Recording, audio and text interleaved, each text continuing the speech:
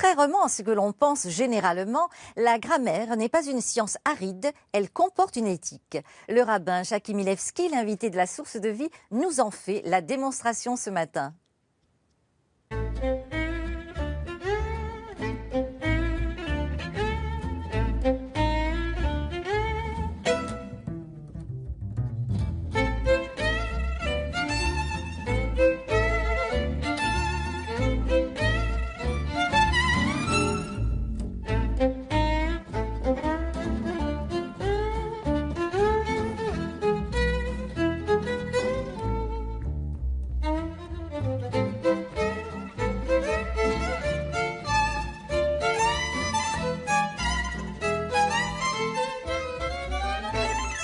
Bonjour, chaque langue a sa particularité et sa grammaire, souvent, est une forme particulière du langage.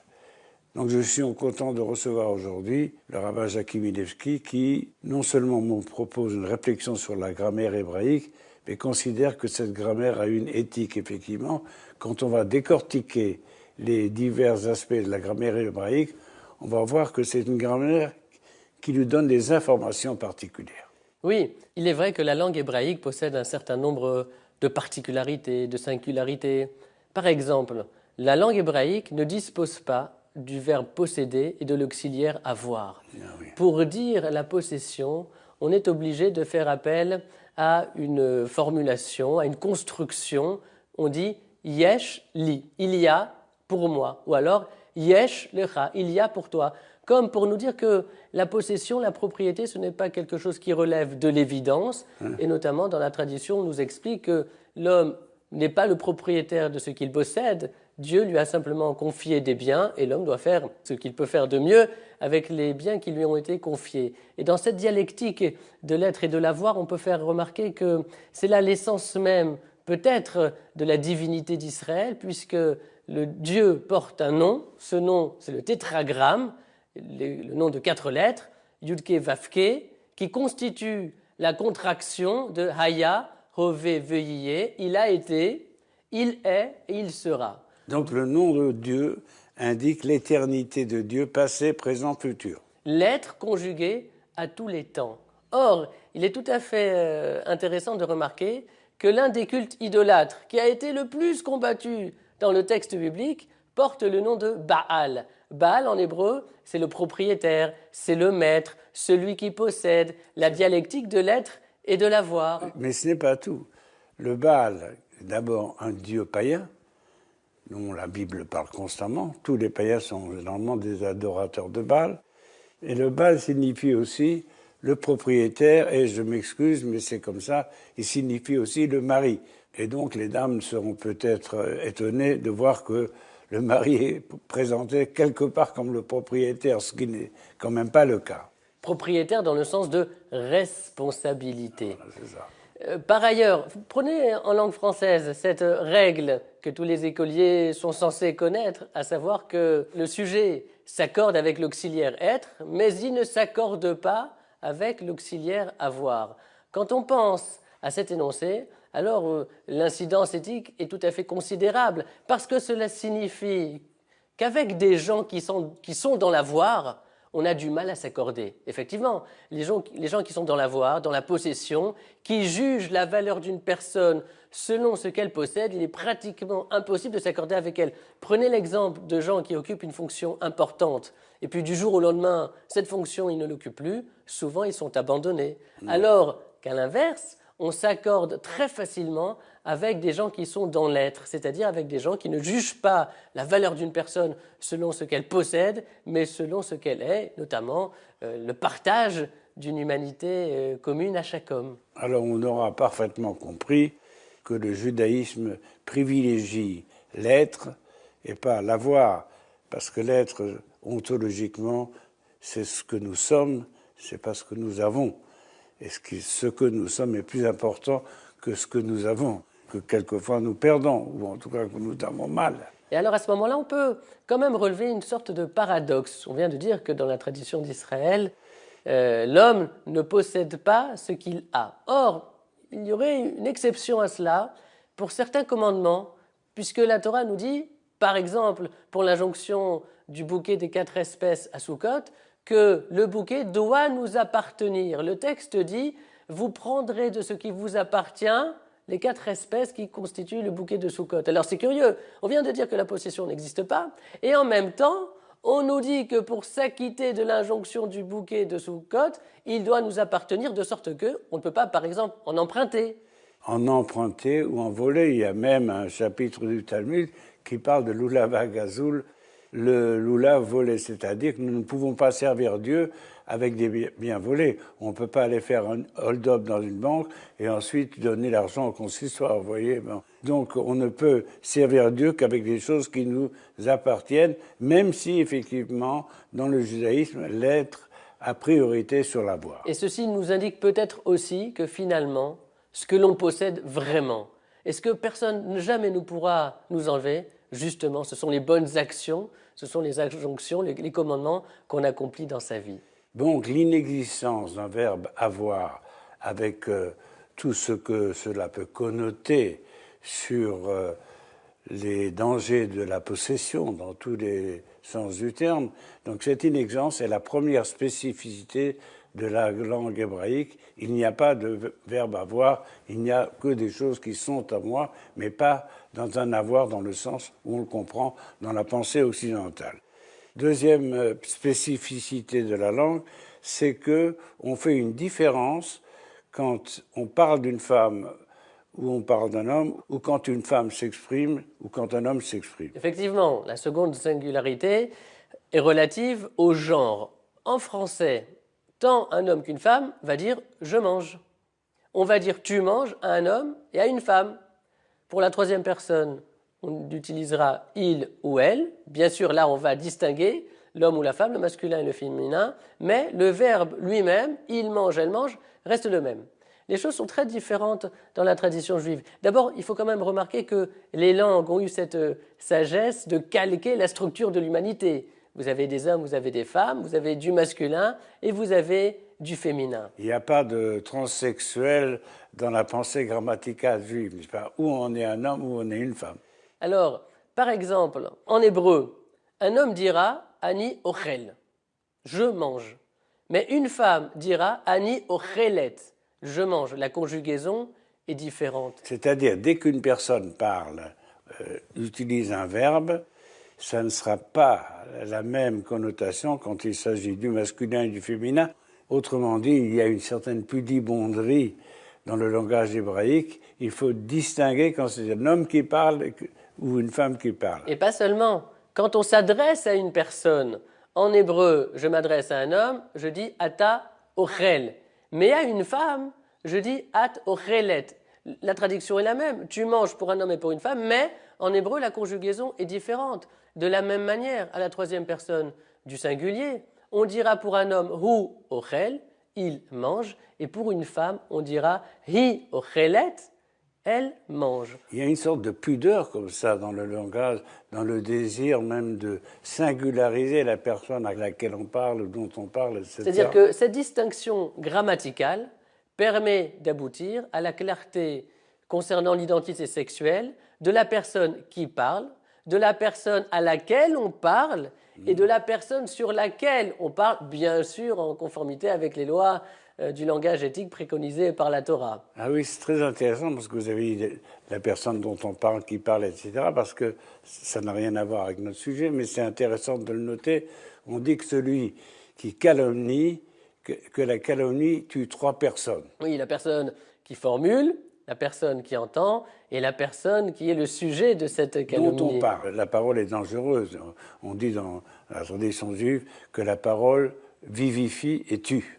Et donc dans la tradition juive, on aime bien catégoriser pour justement permettre à chacun dans son identité d'apporter sa contribution propre, sa richesse personnelle. En français aussi, le genre joue un rôle essentiel et il se révèle notamment dans les déterminants.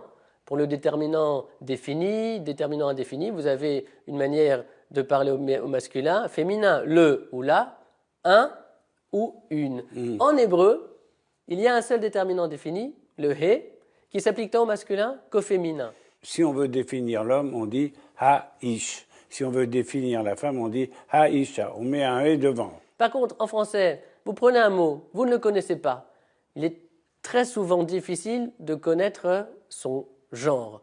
Par contre, en hébreu, le genre, on peut le découvrir très facilement en observant le mot, parce que nous avons des règles qui nous disent voici comment on peut reconnaître un mot au féminin, et donc du coup aussi s'il est masculin. Vous voulez dire qu'en français, quand on dit table, on ne sait pas si on dit un table ou une table. Enfin, Oui, a on ne peut priori, pas savoir. il faut l'apprendre. Tandis qu'en hébreu, on voit tout de suite. Si un tav conclut le mot, ou alors si un he conclut le mot et que ce he est précédé par une lettre qui porte la voyelle A, kamas, alors on sait que le mot est au féminin. Donc la distinction du genre ne se vérifie pas dans le déterminant comme c'est le cas en français, mais dans le terme, dans le substantif lui-même. Il y a un autre aspect du problème qui est relatif au temple, aux cendres du temple. Il y a quelque chose de très singulier dans le service du temple et dans l'usage qu'on fait des cendres, et vous dites que c'est un rapport avec notre sujet. Oui, parce qu'en français, vous avez différents types de passé. Vous avez le passé simple, le passé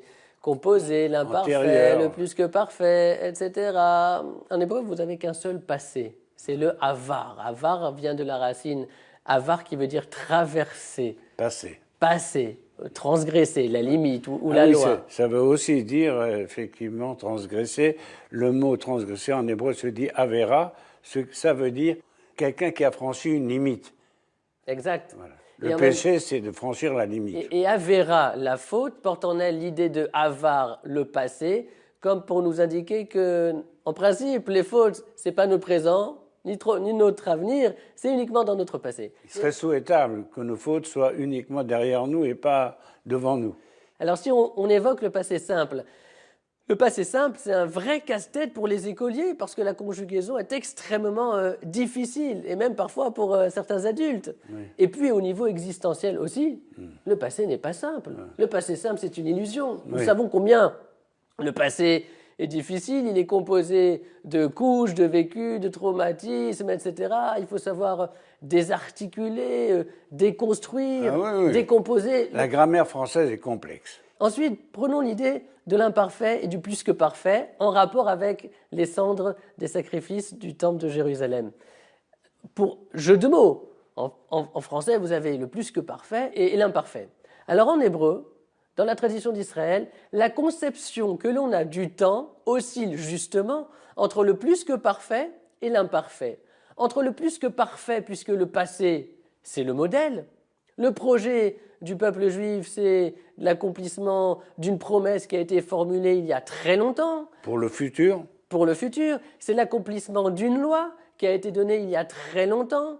Dans les psaumes, dans les prières, nous disons « Chadesh Yamenu kekedem » renouvelle nos jours comme c'était avant. Donc le passé, d'une certaine manière, il est plus que parfait puisque c'est le modèle, c'est lui qui nous inspire pour aujourd'hui et pour demain.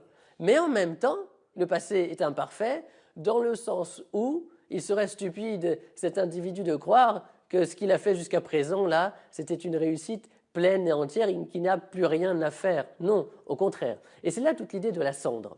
Lorsque le prêtre arrivait le matin au temple, la première injonction qu'il devait réaliser avait un rapport avec les cendres. De quelles cendres s'agit-il? Sur l'autel du temple brûlaient des sacrifices. pendant la nuit et le matin, il fallait enlever la cendre. Et la cendre, c'est ce qui reste des sacrifices, ce qui reste de la combustion. La cendre, c'est la trace du passé. C'est la trace de ce qui s'est réalisé hier. Or, vis-à-vis de cette cendre, il y avait deux injonctions différentes. Une partie de la cendre était prélevée et déposée au pied de la rampe qui menait le prêtre au sommet de l'autel. C'était un signe d'humilité. Non, il y avait la cendre quand il montait sur l'autel. Au début, il y a la cendre. Aussi. Et Abraham a dit « Je suis poussière et cendre », et c'est le symbole de l'humilité. Et une autre partie de la cendre était déposée à l'extérieur de Jérusalem. Et là, vous avez ici le plus que parfait et l'imparfait, dans le sens où, lorsque le prêtre montait sur la rampe qui le menait au sommet de l'autel, il apercevait cette cendre, cette trace du passé, et alors il saisissait que dans sa vie, il n'innovait en rien, mais au contraire, il poursuit la route initiée par ses pères, par ses ancêtres. C'est la transmission de la tradition d'Israël qui se perpétue à travers les générations. C'est ce que symbolise cette marque du passé déposée près de l'autel. Et puis, en même temps, l'autre partie de la cendre était située à l'extérieur de Jérusalem, comme pour nous dire que le passé est imparfait, que les projets n'ont pas encore été réalisés et qu'il y a donc encore du travail pour aujourd'hui et pour demain. Alors, il y a une autre singularité de la langue hébraïque. En français, vous dites « je rentre » ou « tu rentres ». En hébreu, le « je » ou le « tu » se confond avec le verbe. Je rentre, on dit « nichnas ». Autrement dit, on a intégré la personne à l'action, pour ne pas faire de différence justement entre ce que je suis et ce que je fais. C'est une leçon très très profonde. Oui, parce qu'en français, le sujet et le verbe sont deux éléments distincts. Voilà. Je mange. Voilà. En hébreu aussi pour le présent, ouais. Ani ochel, mais pas pour le passé ni pour le futur. Effectivement, dans le passé et dans le futur, sujet et verbe se confondent. On ajoute pour le futur un préfixe et pour le passé un suffixe, de sorte que il y a comme une confusion salutaire, parfois, entre le sujet et l'action. Pourquoi ? Parce qu'au présent, il faut bien distinguer ce que l'on est de ce que l'on fait. Mais dans la perception que l'on a du passé et des projets qu'on a pour l'avenir, il faut que la personne puisse s'engager totalement au point de se confondre avec l'action qu'elle va réaliser. Et puis, il y a encore une autre leçon qui est très importante, oui. C'est que lorsque le sujet et le verbe se confondent, cela veut dire que l'acte que je réalise a des implications, a des conséquences sur ma personnalité. Elle me travaille, l'action que je réalise. Et c'est là tout le sens des commandements de la Torah. On nous dit bien qu'au fur et à mesure de l'accomplissement des injonctions, on est en train de créer un positionnement de la conscience, une posture de l'être. On est travaillé par ce que l'on fait, par ce que l'on accomplit, et c'est l'une des idées qui est exprimée justement par le fait que le sujet est complètement confondu avec le verbe en hébreu au futur et au passé. Il y a une vieille histoire chassidique. Un homme vient voir son rabbin après avoir été dans l'école talmudique pendant des années, et il lui a dit « Qu'est-ce que tu as fait ?» Il a dit « J'ai traversé tout le Talmud ». Et le rabbin lui répond « Est-ce que le Talmud t'a traversé ?» Donc ce rapport qui doit être premier, oui, c'est ce que tu es, c'est ce que tu as fait, est très important. Et c'est pourquoi en hébreu, il y a une particularité. En français, on dit « je mange », tandis qu'en hébreu, on place le verbe avant la personne. On ne dit pas « je parle », on dit « parle je ». Et c'est presque la règle générale du texte biblique, c'est le verbe qui précède le sujet. « Vayomer Hachem », il a dit Hachem, « Vayas Avraham », il a accompli Abraham, etc. Le verbe précède toujours le sujet. Pas toujours, mais souvent. Et ceci est très intéressant parce qu'il y a deux types d'actions. Parfois, il importe que ce soit telle ou telle personne qui agisse. Et alors à ce moment-là, c'est le sujet qui précède le verbe parce que c'est lui qui est important. Mais parfois, ce qui compte, c'est que l'action soit réalisée et transforme le sujet. Peu importe qui le fait. Seconde particularité de la langue hébraïque, c'est que les chiffres sont masculins ou féminins. En français, vous dites 7 hommes ou 7 femmes, vous l'écrivez de la même manière. En hébreu, le désir, en quelque sorte, de toujours bien séparer le masculin du féminin aboutit au fait que les nombres ne sont pas les mêmes quand on parle d'un homme ou d'une femme. C'est vrai, vous avez une liste de chiffres au masculin, une liste de chiffres au féminin. Par exemple, on va dire pour un, on dira au masculin Echad, et au féminin achad. Ou shalosh, ou shlosha. Voilà. Sauf que, et là les choses se compliquent, c'est que on applique pour les mots masculins la liste des chiffres au féminin et on applique aux mots féminins la liste des chiffres au masculin. Vous pouvez donner un exemple ? Par exemple, on va dire Shlosha Anashim, 3 hommes. Shlosha, c'est la forme a priori féminine de 3, alors que Anashim est un mot masculin. C'est très paradoxal. Et en même temps, ça porte une leçon très intéressante dans le sens où Dieu a créé l'homme, Zachar Unkeva, mâle et femelle, Et c'est à ce moment-là qu'il est béni. Il faut dire que, d'après la tradition juive, Adam et Ève étaient androgynes. Et un des grands thèmes de la Kabbale, c'est que Dieu a créé l'homme et la femme comme deux jumeaux siamois. Seulement, ils étaient dos à dos. Et toute l'histoire de l'humanité a consisté à transformer ce dos à dos en face à face. C'est une image absolument extraordinaire, car effectivement, à peu près dans toute relation, quand nous rencontrons quelqu'un, nous sommes dos à dos, nous ne nous connaissons pas. Il faut se retourner pour regarder en face l'autre, vous voyez. Et ces chiffres masculins avec les mots féminins et les chiffres féminins avec ces mots masculins renvoient à cette idée justement de mariage, d'harmonie, d'addition des contributions possibles de chacun, puisque de manière traditionnelle, l'homme représente, au niveau symbolique, la force qui donne, alors que le féminin renvoie à cette idée de la force qui accueille. Et dans chaque situation, on doit être capable justement de pouvoir mettre en équilibre cette capacité à influer, à influencer et aussi à accueillir et à intégrer. Dans la Kabbale, c'est même un thème très fondamental qu'on appelle Mashpia et Kabel, que dans toute situation, il y a toujours un qui donne et l'autre qui reçoit. Je vous parle, je vous ai donné et vous avez reçu. Vous m'avez donné quelque chose et j'ai reçu. Et cette dialectique du recevoir et du donner, au fond, elle traverse toute la vie. Nous passons notre vie, nous recevons la vie de nos parents, nous donnons la vie à nos enfants. L'histoire n'est rien d'autre qu'une succession de dons et de réceptions. Et prenez par exemple un maître d'école qui enseigne, il donne, il influe, et puis soudain un élève pose une question, le maître a des difficultés, les rôles se sont inversés. Une autre particularité de la langue hébraïque au niveau écrit, c'est l'absence de majuscules. Il n'y a pas de majuscules. En français, chaque phrase commence par une majuscule. Le nom propre commence par une majuscule. Et il est vrai que la présence de ces majuscules permet d'avoir une vision claire du texte, de connaître immédiatement les articulations, etc. En hébreu, il n'y a pas de majuscule. Et c'est une grande leçon d'humilité qui s'exprime par cette absence de majuscule, comme pour nous signifier finalement que même le premier doit rester à la mesure des autres. Si on dit Sa Majesté, on met un S majuscule, un M majuscule, tandis qu'il y a une égalité parfaite entre toutes les lettres. Entre la première lettre et toutes les lettres qui suivent. Oui. La lettre la plus grande, si on peut s'exprimer ainsi, de l'alphabet, c'est le lamed. Et le lamed, c'est une lettre très intéressante, puisque lamed veut dire apprendre, enseigner, apprendre. C'est quelque chose qui a à voir avec la connaissance. Et ceci rejoint ce que dit le Talmud quand il parle de la pauvreté, de l'indigence. Il explique que la pauvreté et l'indigence, dans la tradition juive, ne s'entend pas en termes économiques, mais il s'entend en termes de connaissance. En ani et la beda'at. Le pauvre, c'est celui qui ne connaît pas. Et donc le lamed, c'est celui qui a appris. Alors lui, effectivement, il a beaucoup étudié, il s'est beaucoup travaillé, il a façonné sa personnalité de sorte que, effectivement, lui peut surpasser.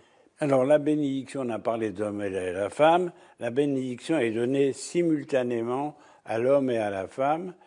Et on leur demande de croître et de se multiplier. Donc l'idée fondamentale du judaïsme dans ce domaine, c'est la valeur et l'importance de la croissance. Le monde ne peut pas rester statique. Et pour cela, l'homme doit s'exprimer. La parole joue un rôle essentiel. Alors peut-être pouvons-nous dire un mot d'une particularité aussi tout à fait incroyable de la grammaire hébraïque, ce sont les lettres muettes. En français aussi, il y a des lettres muettes. Prenez le mot huile. Le H, on ne l'entend plus. Peut-être on l'entendait à l'époque, aujourd'hui on ne l'entend plus. Le verbe terminer, le R à la fin du verbe, on ne l'entend plus. Alors il y a eu des évolutions linguistiques, etc. C'est vrai. En hébreu, il y a aussi des lettres muettes. Mais cette singularité, c'est que seules 4 lettres peuvent être muettes. De toutes les lettres de l'alphabet, seules 4 lettres peuvent être muettes. Et ces 4 lettres, c'est le Vav, le He, le Yud et le Aleph. C'est-à-dire ce sont les lettres du nom de Dieu. C'est extraordinaire. Comme si nous devions rester muets devant la divinité, nous sommes devant l'indicible en quelque sorte. Ce sont des lettres muettes, c'est-à-dire qu'elles ne pourront se prononcer que si on y ajoute des voyelles. On les voit dans le texte, oui. Mais on ne les entend pas. Alors le Yud, le He et le Vav, ce sont les lettres qui constituent le tétragramme. C'est ça. On l'a dit tout à l'heure. Le Aleph, ça revient à Dieu, puisque le Aleph, c'est la première lettre de l'alphabet, c'est donc la cause des causes. Dieu est désigné par l'expression Aloufo Shalolam. Oui. C'est le Aleph du monde. Alors, pour reprendre votre idée, mais légèrement différemment, c'est que Dieu est présent, mais il est silencieux. Il est présent dans le sens où si on lit le texte de la Torah, on ne peut pas se rendre compte du génie inspiré par la divinité. Et en même temps, dans les histoires individuelles, dans les histoires collectives, Dieu reste silencieux. C'est une présence silencieuse et c'est à ça que renvoient ces lettres muettes qui sont inscrites dans les mots et qui surgissent justement, a priori, sans qu'il y ait forcément de raison manifeste. Un autre aspect très spécifique de la langue hébraïque, c'est que tout repose sur des racines, et ces racines sont trilitères, c'est-à-dire généralement de 3 lettres. Si vous prenez Shalom, par exemple, en hébreu, ça s'écrit avec Sha, L et M. Le reste, ce sont des voyelles. Mais dans la Torah, il n'y a que des consonnes. Et ce sont toujours des racines trilitères, c'est-à-dire la racine a 3 lettres, mais si vous formez un mot, par exemple, un roi se dit Melech. La royauté se dit Mamlacha. On a ajouté une lettre au début et une lettre à la fin. Mais le noyau dur, c'est toujours 3 lettres. De sorte que, si on est confronté à un mot dont on ignore le sens, il faut rechercher la racine, c'est-à-dire supprimer les suffixes, supprimer les préfixes, etc. et retrouver, comme son nom l'indique, la racine. Et visiblement, au niveau éthique, c'est aussi quelque chose de très intéressant parce que cela veut dire que l'homme qui se réclame de la Torah d'Israël doit vivre comme il apprend l'hébreu, c'est-à-dire en étant tourné vers ses racines. Et si les racines ont toujours 3 lettres, c'est peut-être aussi une allusion au fait que la racine d'Israël, ce sont les 3 patriarches, c'est Abraham, c'est Isaac et c'est Jacob. Et puis aussi cette idée de retrouver la racine dans un mot, ça renvoie aussi à l'idée de décomposer, de désarticuler, de revenir au principe premier des choses. Et d'ailleurs, ce sont justement les 3 patriarches qui ont découvert la racine de tout, à savoir l'existence de Dieu. Alors, il y a plusieurs aspects dans la manipulation des lettres, et notamment dans votre livre, vous citez un texte très important. On dit que tout est dans les mains du ciel, sauf la crainte du ciel, c'est-à-dire le respect des commandements de Dieu. Oui, c'est la liberté morale, la liberté de la conscience. Cela fait partie des fondamentaux de la croyance d'Israël, une négation totale du déterminisme, du fatalisme. L'homme est libre, il est libre de choisir le bien, de choisir le mal. C'est lui qui écrit son histoire morale. Un second aspect très important du langage, c'est la fréquence de divers pluriels en hébreu. Alors vous citez dans votre livre 4 pluriels qui sont tout à fait remarquables, c'est-à-dire 4 concepts qui sont toujours au pluriel. La vie, se dit chaim en hébreu, tout ce qui se termine par im, c'est un pluriel. Les eaux, on ne dit pas l'eau, c'est toujours les eaux, c'est maïm. Le ciel, shamaïm. Et Jérusalem, Yerushalayim. Donc c'est très curieux que, par exemple, il n'existe pas, vous ne pouvez pas dire un peu d'eau en français. Il n'y a pas l'eau au singulier, il n'y a pas. De la même manière, le mot vie au singulier en hébreu, cela n'existe pas. Quand on veut parler de la vie, on est toujours obligé de parler des vies, de Chaim, la vie de ce monde, la vie du monde qui vient. De la même manière pour le ciel. La traduction de Shamaïm, c'est toujours les cieux, ce n'est pas le ciel. On ne peut pas parler que d'un ciel, parce que le ciel est composé de 7 cieux. De la même manière, le terme panim, c'est un visage. En hébreu, le visage au singulier, cela n'existe pas, parce qu'un homme n'a pas un seul visage. Un homme possède toujours une multiplicité de visages. Et à chaque instant, le visage ne se ressemble pas à lui-même. Cette multiplicité de visages, en vérité, vient de ce que nous avons toujours 2 visages. Vous avez 2 faces, un profil droit et un profil gauche. Vous voyez, donc c'est très profond parce que ça signifie qu'un homme n'est pas univoque, il a toujours 2 aspects. Mais en hébreu, quand on veut dire qu'il y a 2 aspects d'un problème, on dit qu'il y a 2 visages. Et même la Torah, on nous dit Shivim panim la Torah. 70 visages à la Torah pour dire il y a 70 interprétations.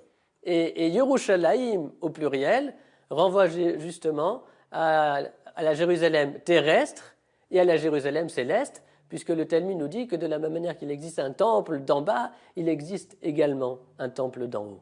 Oui, ça c'est une très très belle image. Et on dit que pendant que les hommes sur terre servent Dieu sur l'autel du temple de Jérusalem, les anges au ciel servent Dieu sur l'autel du ciel.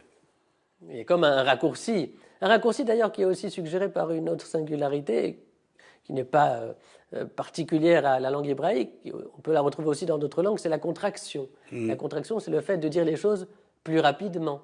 Par exemple, pour le cas possessif, il y a deux manières de le dire. Il y a habayit sheli, ma maison, mais on peut dire beti, ma maison. Il y a deux manières, il y a deux modes d'expression. Des fois, il y a des choses, on doit prendre le temps pour les formuler. Et puis, il y a d'autres choses, au contraire, on doit être pressé. Peut-être peut-on mentionner cette Mishnah des Pirkei Avot, des Maximes des Pères, qui dit « Ayom katsar vamlacha meruba » le jour est court, le travail considérable. Il faut citer la fin. On dit « Ubalabayit ochek » et le maître fait pression sur vous. Il y a un stress, le maître c'est Dieu. Alors attention, il y a beaucoup à faire, le temps est court, mais votre maître vous met la pression. Dieu nous met la pression, c'est une expression extraordinaire. Un autre aspect de la langue hébraïque, c'est le problème des synonymes. Ce n'est pas un problème, puisque justement, selon les commentateurs, il n'y a pas de synonyme. C'est-à-dire, il y a des mots dont le sens est familier, bien sûr, mais des synonymes parfaits, cela n'existe pas. Par exemple, pour dire une faute, l'hébreu dispose de différents vocables. Vous avez le mot chet, le mot pécha, le mot avon. Et chacun renvoie à une catégorie bien précise de la faute. Chet, c'est la faute involontaire. À Yom Kippour, il y a un long texte où on se frappe la poitrine tout le temps en disant « Al-Chet pour le péché que j'ai fait, pour le péché, pour le... » Il y a eu une litanie de péchés. Mais le mot « Chet » a pour étymologie « raté », « manqué ». Il se trouve dans la Bible, par exemple, dans l'expression de guerrier qui tirait sur la cible sans la manquer. Et on dit lo yachati, on emploie le mot chet. Autrement dit, vous avez cité les trois formes de péché. Le péché involontaire, chet, c'est comme si j'avais manqué ma cible. D'ailleurs, en français, pour un péché, pour une faute, on dit un manquement. Donc ça signifie que j'ai manqué quelque chose dans ma vie. Je suis passé à côté de la cible. Vous voyez, je marche à côté de mes pompes, comme on dirait en français, etc. Donc, c'est-à-dire, un homme a un but dans la vie. Tout homme est une sorte d'archer. Il doit toujours tirer au bon endroit, vous voyez. Et sinon, on est dans le chet, mais bon, on peut toujours tirer à côté d'une cible, et par conséquent, c'est involontaire. Ça, c'est chet. Avon, c'est la faute volontaire, préméditée, intentionnelle. Et puis vous avez pécha. Pécha, c'est la rébellion. D'ailleurs, pécha est proche de péché. C'est la rébellion. Dans la Bible, on parle à divers moments de peuples qui se sont révoltés contre Israël, de gens qui sont révoltés contre le roi, et on emploie le mot pécha qui signifie on se dérobe. Voilà. Autre exemple, pour dire l'idée de rassembler, de réunir, l'hébreu peut dire kabatz ou asaf. Ce sont deux possibilités. Mais en réalité, il y a une nuance qui sépare ces deux verbes, puisque l'un va désigner le fait de rassembler des éléments qui sont lointains l'un de l'autre. Kabatz, le mot que vous citez, c'est le mot du kibbutz. Kibbutz. Un kibbutz, tout le monde connaît, ces entités collectivistes. Un kibbutz, c'est le rassemblement de gens qui étaient dispersés. On emploie cette expression kabatz, qui veut dire rassembler, alors qu'il y a une autre manière de rassembler. Alors que l'autre verbe renvoie à l'idée de rassembler des choses ou des éléments qui étaient déjà à proximité l'une de l'autre. Et au niveau éthique, c'est quelque chose de tout à fait essentiel de dire cela, parce que si chaque homme est un mot, cela veut dire que les hommes ne sont pas remplaçables les uns par les autres. Comme le disait un grand maître du Moussard, l'homme, c'est un événement qui ne se reproduit jamais. Ce que peut apporter chacun pour le bien de l'humanité en tant que contribution, en tant que spécificité propre, c'est quelque chose d'unique et c'est la raison pour laquelle la vie de chaque être humain est quelque chose d'éminemment sacré. Alors il y a aussi dans la disposition des lettres quelque chose de très intéressant. Par exemple, il y a deux manières de parler du pouvoir. Une manière qui s'appelle mamlacha et une autre qui s'appelle memshala. Alors voilà deux mots qui sont tout à fait proches et dont cependant l'un désigne la démocratie et l'autre la tyrannie. Et oui, il y a un pouvoir qui s'impose sur les populations, Oui. et puis il y a aussi le pouvoir qui est offert à certaines personnes justement pour conduire les affaires de l'État, parce que la société humaine a bien conscience qu'elle a besoin d'un chef, en tout cas d'un guide, pour l'orienter dans la meilleure des directions. Alors dans votre livre, vous nous proposez une série très importante et très intéressante d'éthique de l'alphabet, c'est-à-dire, on voit déjà dans le Talmud qu'il y avait des enfants à l'école qui récitaient l'alphabet et qui donnaient un sens à chacune des lettres. On ne pourra pas vous les montrer tous, mais vous nous donnez un magnifique tableau de la façon dont les élèves apprenaient l'alphabet en donnant à chaque lettre de l'alphabet un sens particulier, deux, par couple. Donc, par exemple, Aleph, Bet, vous savez que les deux premières lettres de l'alphabet hébraïque, c'est Aleph et Bet, ce qui a donné l'alphabet. Enfin, ça ne vient pas de l'hébreu, ça vient de alpha, bêta, c'est du grec, mais en grec et en hébreu, c'est toujours alpha, bêta, alpha, bêta. Bon. Alors, quand on demandait aux enfants de réciter l'alphabet, ils disaient Aleph, Bet, et le maître leur disait, ça signifie, ils prenaient les initiales. Aleph, c'est l'initiale de étudie. Bet, c'est l'initiale de bina. Alors ils disent, Aleph, Bet, c'est comme si on faisait aller. A, B, qu'est-ce que c'est? C'est amour, bienfaisance. Alors ils disaient, Aleph, bina, étudie la sagesse. Étudie la compréhension. La bina, c'est le discernement, c'est-à-dire la capacité de nuancer. Et c'est vrai que parfois, justement, quand on apprend l'hébreu, on peut avoir du mal à reconnaître certaines lettres qui se ressemblent, le bet et le kaf, par exemple, ou le resh et le dalet. Les deux premières lettres de l'alphabet disent « Au commencement était la sagesse ». Comme on dit dans la Bible, « Reshit chochma yirata Hashem ». Le commencement de la sagesse, c'est la crainte du Seigneur. Il y a un commencement à la sagesse, il faut l'étudier à l'ébina. La première demande que l'on adresse à l'homme, c'est l'intelligence, c'est de comprendre les choses. On passe à la troisième et la quatrième lettre, Gimel Dalad. Qu'est-ce que ça veut dire? Gomel Dalim, c'est quelque chose de tout à fait extraordinaire. C'est dispenser, prodiguer du bien aux pauvres. C'est-à-dire que lorsque les enfants apprennent l'alphabet, on leur apprend bien sûr la technique de lecture, etc. Mais au cœur de cette technique de la lecture, on les invite aussi à penser à ceux qui sont dans le besoin. Et Gomel Dalim, prodiguer du bien à ceux qui sont pauvres, comme on le disait tout à l'heure, au niveau économique, mais aussi au niveau de la connaissance. Dès qu'un enfant apprend quelque chose, il ne le garde pas pour lui. Au contraire, il va le dispenser, Gomel Dalim, il va le dispenser à ceux qui n'ont pas la chance de posséder cet objet de connaissance. Et votre livre nous propose un tableau très complet de ce mariage des lettres. On prend deux lettres de l'alphabet et ça dit quelque chose. Par exemple, ce dont nous venons de parler, Somor Aniim, c'est-à-dire soutien les pauvres. C'est un pléonasme de dire que dans le judaïsme, la charité, qu'on appelle tzedaka, très intéressant d'ailleurs, parce que dans le judaïsme, le mot charité existe pour désigner un acte gratuit. Mais la bienfaisance, ça s'appelle la tzedaka, et ça vient du mot tzedek, qui veut dire la justice. Le judaïsme ne fait aucune différence entre la charité et la justice. Je crois que vous pouvez expliquer pourquoi. La tzedaka, c'est un acte de justice.